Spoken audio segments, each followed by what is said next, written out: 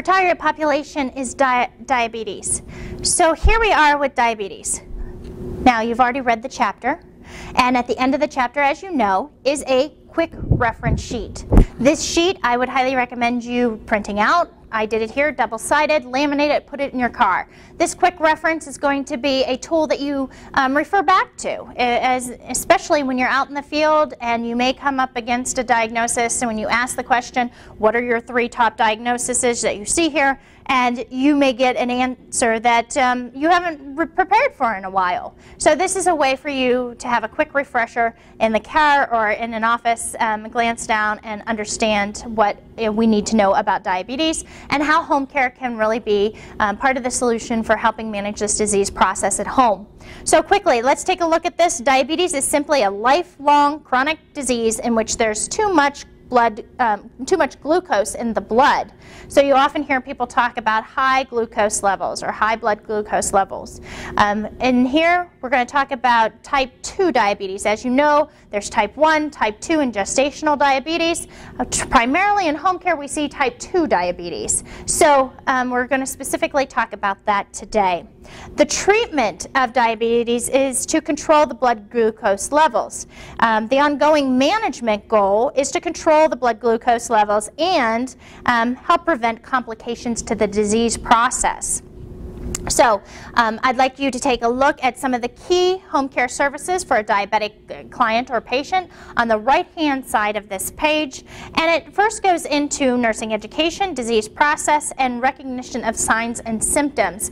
Again, these are going to be 3 common and consistent things that you see on these diagnosis quick reference sheets. Because our nurses do this, they just do it differently for each disease process, but the overall wording is the same. So they talk about, what is the diet and exercise program for this individual.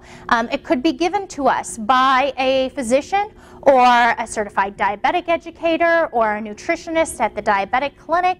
So we need to take our cues from our medical professionals, and then our job is to implement their treatment programs in the home. So our nurses do such a nice job. I think where we really excel in home care is that our nurses are in the home looking at actual things, actual food items that are in their pantries and in their refrigerators.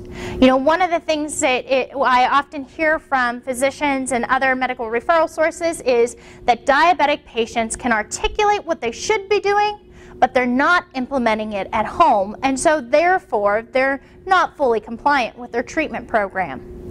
This not only affects their health, but it affects other medical referral sources such as home health. So Medicare certified home health, if the patient is not fully compliant and is not doing what we ask them to do from a treatment plan standpoint, the outcomes are not going to be good, and your home health agency is either going to have to discharge the patient because they are not following their non-compliance and not following the treatment program, or they're just not making functional gains, and so they're going to have to limit them. So our nurses and our aides and caregivers can really be instrumental in helping implement that disease process program. We talk about wound care, and I do believe that Bright Star is uniquely positioned in this area. Not all home care companies have the clinical ability to treat and care for wound care. This also leads me to the support system of treating wound care, which is our aides and caregivers. Proper nutrition and diet can be key in managing wounds. It's the foundation of healing a wound is an appropriate diet. Not just from a healthy diabetic standpoint, but from a protein building standpoint in healing wounds. So I think our caregivers are instrumental in that, being part of that wound care process. You'll see here also foot care. As we know, diabetic patients often have neuropathy in their distal extremities, both hands and feet. This means they can't feel their feet, and so consequently you see them when they're walking down the hall, watch their feet hit the floor because they can't feel proprioceptively their feet hitting the floor, or they're having difficulties. They could have difficulties buttoning a shirt, for example, because they have lost feelings in their hands. So foot care goes back to the neuropathy. This is important. We talk about self-foot inspection. Self-foot inspections for you and I would be really easy. It'd be where we take our left foot and put it to our right knee and kind of turn it upside down and look at it and say, yes, it's good. There are no hot spots. Hot spots are heightened red areas that alert us to trouble, that there may be something rubbing or a pressure point there. I give an example that recently with a home care agency that I was working with in South Texas, the caregiver was inspecting the diabetic patient's foot or client's foot, and he actually had a little tack nail in the bottom of his foot. He had no idea it was there because he couldn't feel it. And so thankfully, because this caregiver was doing these foot inspections, she was able to contact the medical professionals. They were able to get it out and consequently, save him and probably saved his foot, to be honest with you, because by the time he would have realized that there was something in his foot, it would have been too late. There would have been probably massive infection, and who knows what would have occurred there. So consequently, when we talk about foot care, your caregivers, aides, and nurses are instrumental in helping prevent any issues from going further down that path and then treating whatever issues such as wound care that they have now. Finally, on this nursing section, we have vision screenings. Now, vision screenings are all about diabetic patients who have vision loss due to their diabetes. Diabetes has gone on too long, too high blood sugar for too long, has impacted their vision. Oftentimes you hear the term diabetic retinopathy. Our nurses are responsible for identifying some of the vision loss and then sharing and helping create an action plan or compensation techniques to help with the caregivers and share with the caregivers and aides in the home so that they can provide a safe environment. Let's give an example of this. We call it high contrast intervention. That's simply putting a high contrast tape at the edge of, another fancy word, transitional surfaces, i.e. a step. That's going to give you something like a yellow or red piece of tape at the edge of a step so that that person with limited vision can be visually cued, oh, here comes a transition. That's going to help them with home safety and supervision. Now, if they don't have that available or they don't want that in their home, a caregiver can verbally cue them. You have a transition coming up. Here's a step. Take your left foot and put it on top of this step. It's about 6 inches. That's going to help them be safe at home and help reduce that fall risk. So, moving down now to our caregivers and aides. We talked about ADLs. You heard me say neuropathy in their fingers may make it difficult for them to button. So we either change their clothing to such as a pull-on or pull-over, or we get them a button hook and allow them to use that, utilizing their whole hand in order to button. Meal prep. I talk an awful lot about how our caregivers are so instrumental in diet, because if an appropriate diet was prepared for you, you would eat it. I would eat it too. So it is an imperative that we can get our caregivers and aides to participate in meal prep so that these patients will follow their diet regimen. Plan of care adherence, you're going to hear that a lot throughout this process because I believe that Bright Star's staff is instrumental in helping the patients and clients adhere to the plan, not only our care plan, but also the physician or the medical referral source in which they were discharged from. We are tremendously helpful in making sure that those plans and treatment programs are implemented in the home through our care planning. Medication reminders, as always, did you check your glucose? Where's your glucometer? What does it say? What do we do next? Is it time for insulin?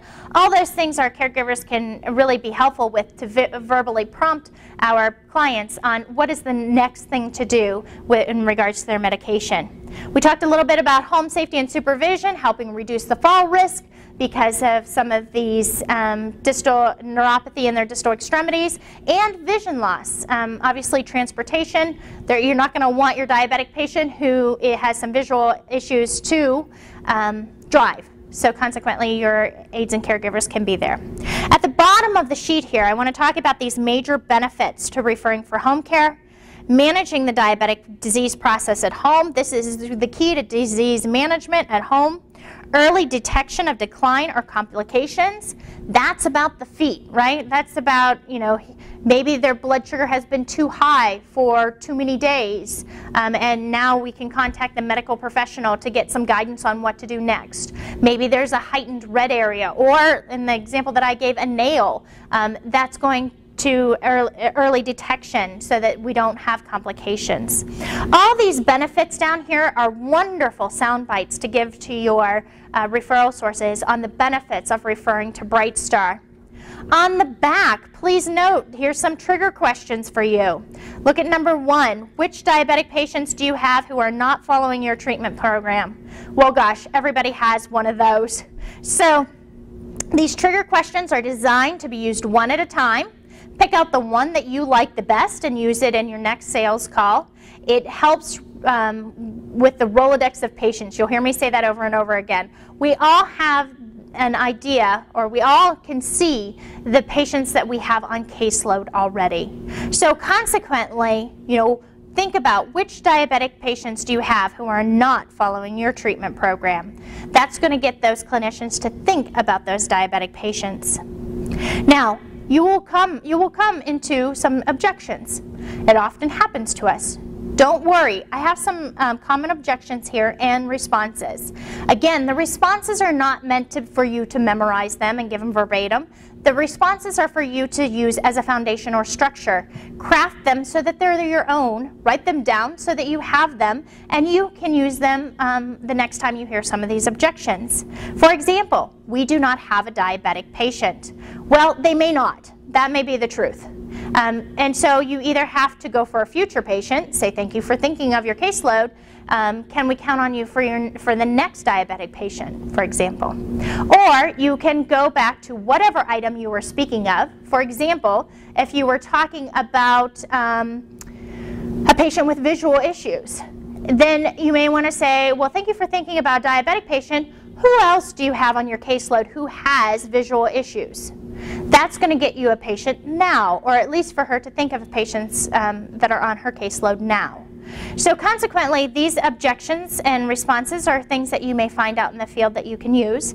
And then finally, at the bottom are top target markets: diabetic clinics, home health, and diabetes association. Diabetic clinics, most communities have a diabetic clinic that you're able to go to and talk to the CDE, the Certified Diabetic Educator, the dietitians. This is your target population. The only people they see are diabetics, so that's going to be great. Home health, this is their largest population. Their number one diagnosis in their population is diabetes, so that's a great target market. And then American Diabetes Association, they may have a support group that allows you to gain access to some of their members. Now, in the manual, you're going to see that I still list acute care, SNF with rehab, ALFs, all the normal suspects, if you will, all the normal referral sources. It doesn't mean that you can't go there for diabetes according to this quick reference guide. Please note that these are just some target markets. These are my favorite ones. The reason why I put these as my favorite versus like a SNF, it's often that diabetes is not the primary diagnosis. They don't get admitted to the hospital because of diabetes unless they're needing an amputation due to the diabetes, but most of the time it's for something else and they just happen to have a comorbidity or a secondary diagnosis as diabetes. So you're welcome to ask for a diabetic patient while you're in those facilities. Please know that you may get, we don't have any diabetic patients, because they're not thinking of it in a holistic term. They're thinking about it as primary diagnosis, and you need to say things like, well, it may not be their primary diagnosis, but it may be a comorbidity to get them focused on that secondary population or secondary diagnosis in their population. So thanks so much for joining me with diabetes, and I look forward to seeing you in the next video segment. Hey Sharon, nice to see you again. Hi Melanie, how are you? Oh, good. How are you? Good, good. How is Lily's rowing season? Oh my gosh, she's starting to get into the big springtime season, so she's really looking like she's going to have a great team this year and a great season. So thanks for asking. Very exciting. Yeah. How's your family? Oh, my family's doing well. Good. Thanks for asking. It's about good. Easter time, so everyone's getting ready for a little spring break action. Oh, wonderful. So we're very excited about that. You know, I was thinking about you the other day because, you know, in home health, one of the biggest challenges you shared with me in the past is diabetic patients. You have a lot of them, and some of them are not terribly compliant. Oh yes, that's probably, 90% of them are not terribly compliant. So yeah, it's a problem. It is. Yeah. So what do you think are some of the biggest challenges that revolve around your diabetic patients? Yeah, especially for the newer diabetics, just kind of learning the ropes and, whether it's about, food choices or medication management. There's a number of issues, teaching them how to observe their feet, things of that nature. And then, of course, for the more long-term diabetics, just some of them are quite brittle, and really, keeping them on a good path with their insulin and anything else that they may be doing. So, it's a slew of challenges, but it's a hard disease, as you know, to really embrace many lifestyle changes, and they're just reluctant to do that. For sure, yeah. I can appreciate that, and I know that you're out there treating those patients. Absolutely. On average, how many nursing visits are you doing a week on a diabetic patient? Oh gosh, on a single diabetic patient? Well, it depends, what phase they're in, but sometimes we're out there, 3-4 times a week or more. Other times, depending on the number of visits that are, in their treatment plan, it could be only twice a week. But earlier on, it's much more intense, and then of course, as time goes on, we have fewer and fewer visits, right? So that's when I get nervous, because they may not exactly be where I would hope they are. They're meeting some of our goals. We have to be cautious of deeming them non-compliant, because then of course they are no longer eligible for Medicare visits. But there's a part of me that knows they're just not quite where they need to be. Gotcha, yeah. Well, that's interesting that you say that, because one of the things we're working on at Bright Star is really helping our caregivers and aides augment what is already going on at the medical professional level. Okay. So we've talked about before how we have an RN supervisor on every case, and that helps with the medical component and treat this patient very holistically.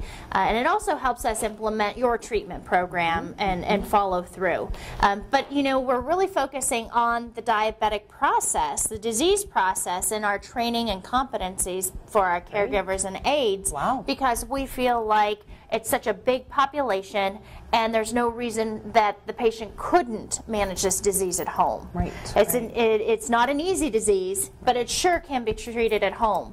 And we were hoping. Yeah, I'm sorry to interrupt. You just said you're competencing your HHAs or your CNAs on diabetes care. That's interesting. So they're doing more than just, cleaning the house and doing the dishes and... Correct. Yeah. So as you know, when you look at that diabetic treatment program, we're looking at it, again, very holistically, from meal preparation and looking at counting carbohydrates if that's appropriate, or whatever their dietitian has recommended for them, or their certified diabetic educator has recommended for them, and then helping that patient implement it. We know that if we can provide nutritious, appropriate meals and pop them in the refrigerator, the patients will eat them versus grabbing, pasta or something quick and easy, or white rice. Obviously sometimes that's a challenge, and then wash it down with Coke. Yeah. But it allows us to try and set them up for success.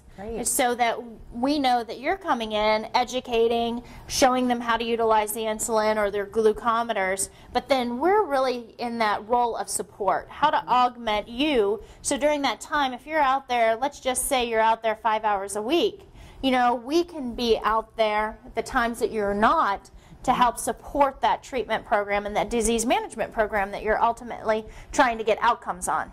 Well, that makes great sense, but I'm not clear on who would pay for that.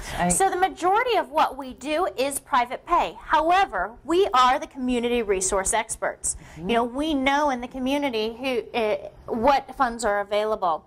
And if the patient is not able to self-pay, we take a look at kind of what is their family support like. Is there other loved ones who would like to participate in this? Okay. And it's not necessarily something that we're looking at 24/7, although we could do that. Right. You know, somebody could just need 4 hours a week, and that's what they need to get their meal plan all put in the refrigerator or freezer for the rest of the week. Well, and that's that a could thought. set them up. So it could be a short-term solution, Yeah. and very low hours that would give them such a tremendous benefit and serve you by supporting your treatment plans and getting those outcomes that you want. You know, I never thought of it that way, but what a great idea. Just with that one little issue of meal prep and, you know, freezing those, you know, more appropriate meals for them. I mean, that's a great idea. I love that. Good. I'm glad you like it. It's good thoughts. Yes. You know, it's something fun and new, not new, but kind of new way to think about it. Yes, you know, you've definitely. probably heard home care talk about meal prep forever and a day. Yes. But I don't think we've done in the past a nice job of sharing with you why. Exactly. You know, we say meal prep, but we don't tell you what that means. What's the benefit of doing right. that? And of course, when you say that, I'm thinking of, oh, someone's going to come in every day and prepare their meal, and that's lovely. But again, that's a cost issue for a lot of my patients. They wouldn't be able to afford that. So That's right. I like this. I like And this really is a focused short-term approach. thing. I think that's what we want to talk about, it, a short-term, low-risk thing. Right. They can try us. Yeah. There's no harm, no foul in just trying us.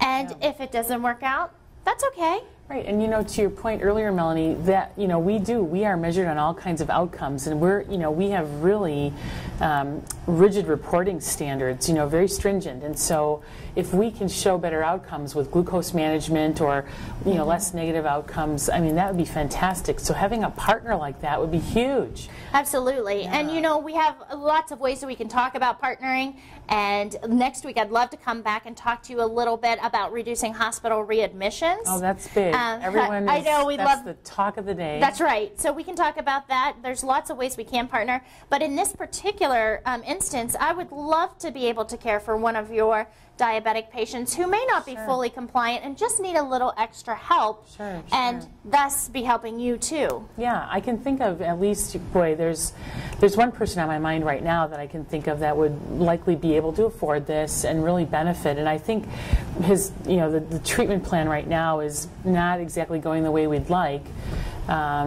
We'd hate to lose him, you know, as a client while he still has, you know, benefits available. So let's think about him as a potential. Okay. Yeah. Is that someone I can contact? Let me be sure he's okay with that. So how about if I give him a call? Okay. He knows, you know, we've been talking about his overall treatment plan, but this would be new to him, and I think he might, you know, not be sure if everything was copacetic. So let me give him a call first, and then we can circle back. Okay. Can I call you on Friday to follow up? Yeah, I think so. I think that'd be fine. Perfect. And do you have an identifier for him so I can jog your memory when I call back? Oh, goodness. Let's call him, how about Dan, Diabetic Dan? Okay, Diabetic Dan. Nice. right. All right, so when I call on Friday, we'll talk about that. And when I come back next week, we'll talk a little bit about how we might be able to partner with you for reducing your hospitalizations. Sure, that sounds good. I'd like that. Fantastic. Well, thanks so much for your time today. You have a great day. Take care, Melanie. Bye-bye. Bye. Thanks for joining me on our role play reflections for diabetes. And Sharon was a case manager at a home health.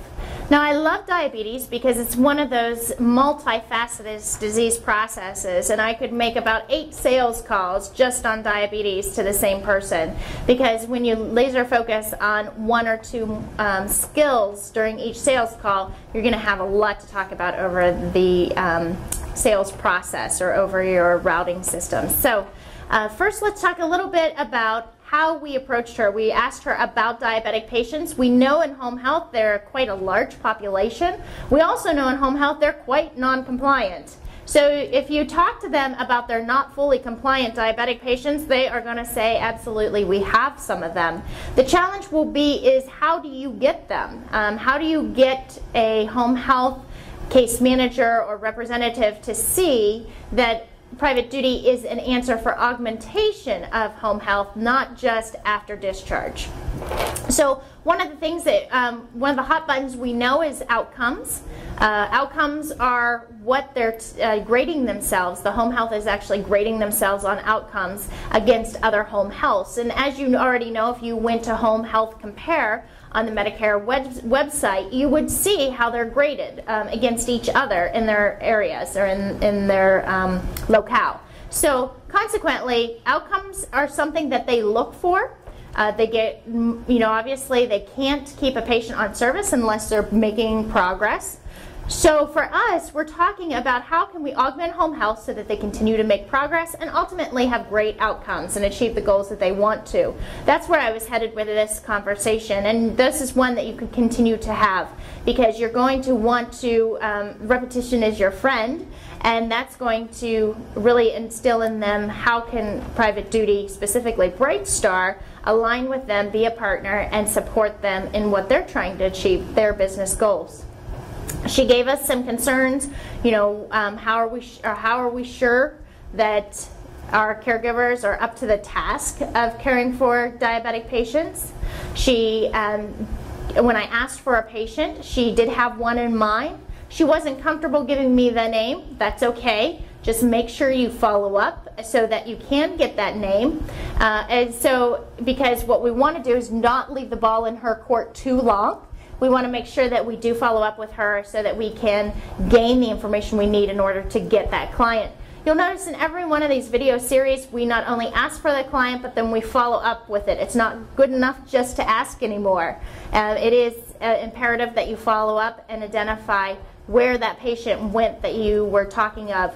The benefit of selling diagnostically is that you usually do trigger a response of a patient. They think of a patient and go, oh, yes, I have a little patient that looks like this, right?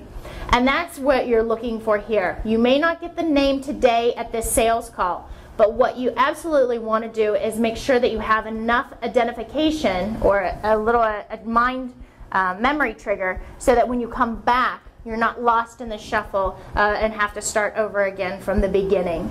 So we're very excited to gain more diabetic patients because I think you can make a huge impact in these patients' lives. And I think that home health is a perfect referral source for these types of patients. Thanks so much for joining me in this video section, and we hope to see you in the next one.